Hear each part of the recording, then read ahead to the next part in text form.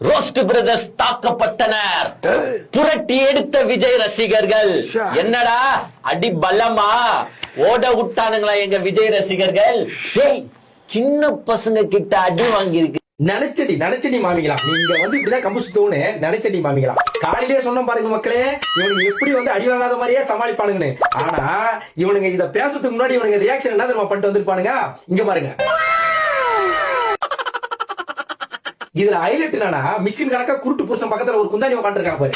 அவளை இந்த 200 ரூபா தர விஜய் பத்தி பேசுறீங்கன்னு சொன்னதுக்கு பைக்ல ஏறி சைடு ஸ்டாண்டி எடுக்காத கூட முந்தாணி கூட கீழே ஓடுறது தெரியாத கூட ஓடனா ஒரு ஓட்டமா.